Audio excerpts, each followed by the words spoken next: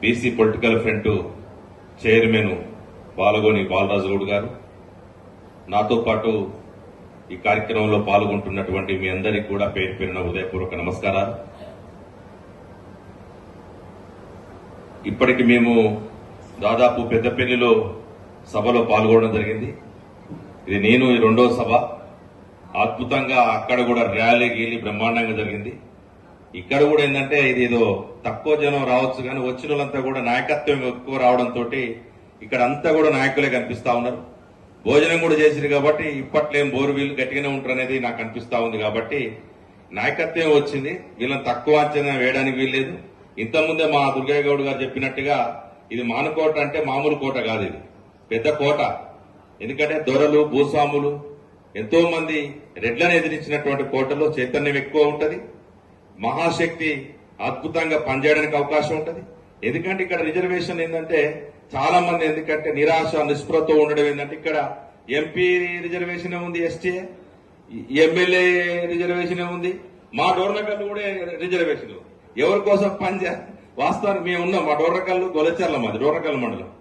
ఇక్కడే నా 10th కంకరపోటులో 10th చదువుకున్నా.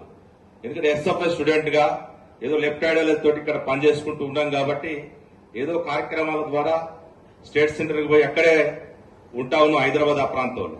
కానీ ఇక్కడ చైతన్యం తక్కువ కాదు, చాలా పెద్ద ఎత్తున అద్భుతంగా అనేక ఉద్యమాలకి నిలువుగా మానుకోట ప్రాంతం ఉన్నా ఇక్కడ మహాశక్తి రూపంలో మరొక శక్తిగా సంతరించుకొని ఇక్కడ పెద్ద ఎత్తున పెద్ద ఉద్యమాన్ని, బీసీ ఉద్యమాన్ని, మాదిగ ఉద్యమాన్ని, రంగరించి ఉద్యమం ముందుకు తీసుకుపోవాల్సిన అవసరం ఉంటది.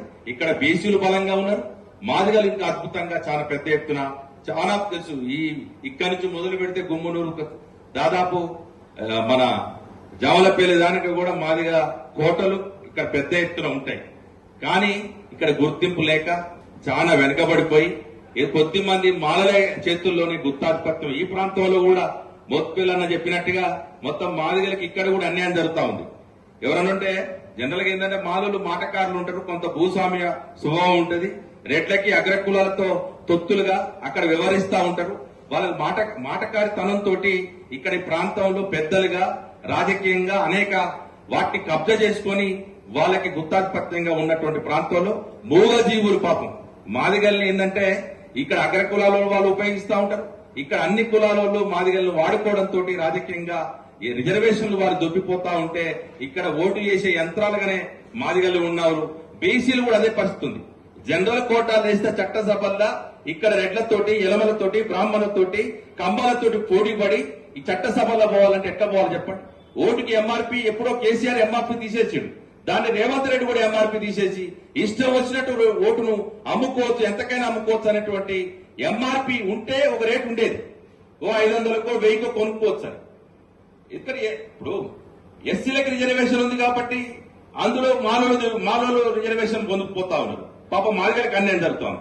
ఇక్కడ చట్టసభల్లో ఏ రిజర్వేషన్ లేకుండా అగ్ర కులాలతో పోటీ పడాలంటే బీసీలు ఎట్లా పోతారు చెప్పండి. ఏ రిజర్వేషన్లు 100 కోట్లు ఉంటేనే ఎమ్మెల్యే కావాలి, 200 కోట్లు ఉంటేనే ఎంపీ కావాలి, ఏ ఉన్న సర్పంచులు కావాలి, మాజీ సర్పంచ్ కావాలి, ఎంపీటీసీ కావాలి, మాజీ ఎంపీటీసీ కావాలి, జడ్పీటీసీ కావాలి, మాజీ జడ్పీటీసీ, ఎంపీపీ, మాజీ ఎంపీ. అంతకు మించి పై స్థాయికి పోయేటువంటి పరిస్థితుల్లో బీసీలు లేకపోవడం అనేది ఉన్నా సరే 5-6 కులాలకు సంబంధించిన ప్రాంతానికి 5-6 కులాలకే పరిమితమైపోవడం, అది కూడా కొద్ది మంది డబ్బున్నటువంటి బీసీల చేతుల్లోనే రాజకీయం బందీ అయిపోవడంతో ఈడ అగ్ర కులాలతో పోటీ పడలేక చట్టసభల్లో రిజర్వేషన్ లేక ఉన్నటువంటి బీసీలందరికీ కూడా మీతో పాటు మాదిగ శక్తితో పాటు నరసింహలతో పాటు కలిసి రావడానికి మీ అందరం కూడా సిద్ధంగా ఉన్నామని చెప్పి ఈ వేదిక ద్వారా తెలియజేసుకుంటూ అవకాశం ఇచ్చినందుకు నా మానుకోట ప్రజలందరికీ కూడా నా మాదిగ నాయకత్వానికి కూడా పేరు పేరున ఉదయపూర్వక నమస్కారం తెలియజేసుకుంటూ సెలవు.